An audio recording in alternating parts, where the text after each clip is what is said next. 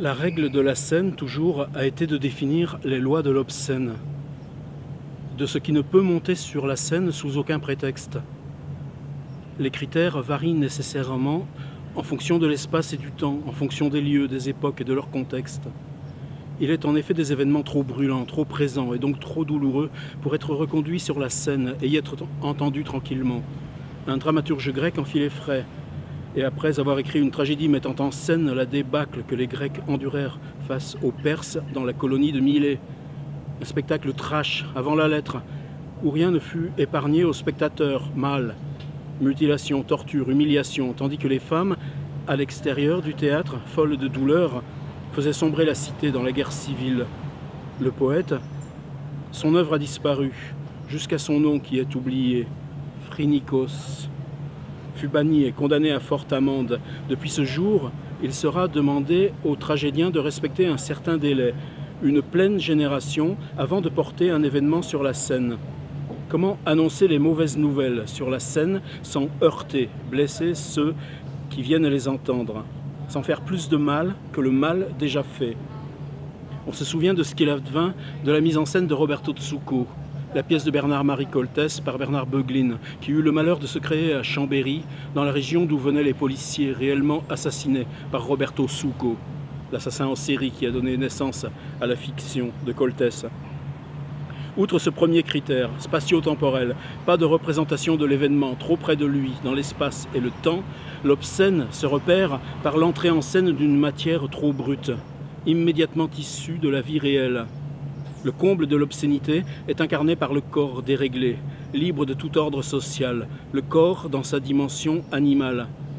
L'obscène transgresse les formes esthétiques en vigueur, mais aussi plus largement que les règles sociales, il amène sur la scène ce qui ne convient pas.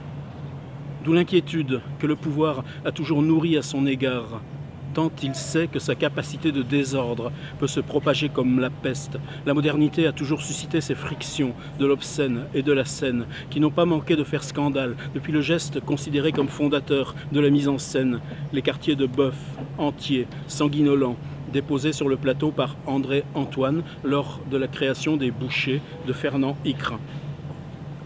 Cet esprit des origines se retrouve chez les écrivains de plateau, qui repoussent sans cesse la limite de ce qui peut monter sur la scène. Aucun interdit, ni éthique, ni esthétique, ni politique. Sur la scène, pas de morale.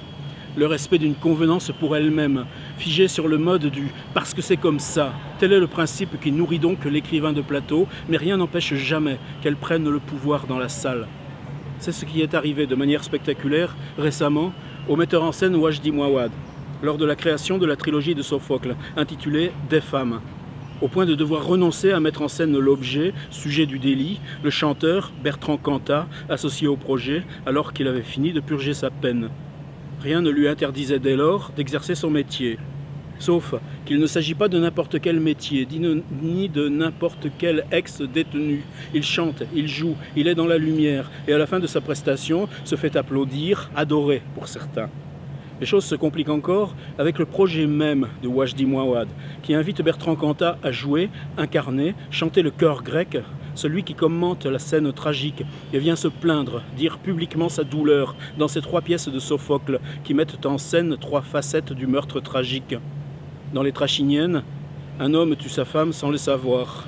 Dans Antigone, le peuple refuse l'enterrement d'un homme dont l'acte leur semble, à la lettre, irréparable. Et dans Électre, une femme tue par absence de justice en la faisant régner par elle-même la vengeance pure. Le simple fait d'imaginer Bertrand Cantat en chœur, c'est-à-dire autour de ces actions terribles qui résonnent si fortement avec celles qu'il a commises et subies, donne à cette trilogie une puissance que Sophocle lui-même n'avait pas forcément à l'esprit lorsqu'il écrivait. Une écriture de plateau allait lui révéler à lui-même sa propre puissance sans pouvoir de dynamiter les bonnes consciences. En tout état de cause, Wajdi Mouawad n'avait pas vu venir la force de colère qui s'est levée au Québec au moment de la création au Théâtre du Nouveau Monde. Un mouvement d'opinion qui a obtenu, in fine, le désistement du chanteur, remplacé au pied levé par une bande-son de sa voix, magnifiquement relayée par les 3 musiciens sur le plateau. Tout dans cette affaire montre bien qu'il s'agit là d'une obscénité, d'une écriture obscène, que l'on ne peut recevoir directement. Et si elle est à ce point irrecevable, ce n'est pas parce que ce qu'elle dit, tous les poètes tragiques l'ont dit, mais parce qu'elle est trop récente, trop brûlante. Cet homme ne peut revenir sur la scène en personne, vu ce qu'il a fait. Voir un biopic de la vie de Marie Trintignant et Bertrand Cantat au cinéma, ou une pièce de théâtre pour laquelle toute ressemblance avec des événements ou des personnes ayant existé ne serait que fortuite et pure coïncidence, ne pose visiblement aucun problème à personne, comme si la phrase protectrice du générique suffisait à faire tomber toutes les défenses. Mais le voir lui, Cantat, monter sur la scène pour y faire saisir l'insaisissable de sa vie, donc de la nôtre, voilà qui est trop, beaucoup trop, pour une partie du public. Mais c'est bien plus que le public qui parle, ici. On pourrait dire que pour une fois, et ce n'est pas arrivé depuis si longtemps, par la scène, c'est le peuple qui parle, ou des morceaux du peuple qui s'exposent et s'opposent sur une question esthétique, politique, juridique et morale.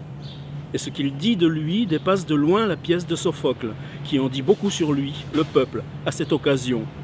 Le plus incroyable dans cette affaire est que dans son propre pays, Bertrand Cantat a pu jouer et chanter les chœurs de Sophocle, d'une pure beauté dans sa bouche. Il y a eu certes un débat, mais sans aucune interdiction, ni sanction du public, aucune censure morale. Comme si le pays pensait ses plaies avec celles du chanteur maudit, qui n'est pas loin d'incarner un symbole national pour la génération de ses admirateurs comme pour celle de ses détracteurs. Cette singulière tolérance locale contredit l'une des lois fondamentales de l'obscénité, ce qui ne se montre pas, ce qui ne peut s'exposer près du lieu de l'événement, est trop proche dans le temps de l'événement, peut se déplacer dans l'espace et le temps, et devenir alors parfaitement recevable ou convenable, qui est l'exact antonyme d'obscène. Bruno Takels, Les Écritures de Plato, au solitaire intempestif.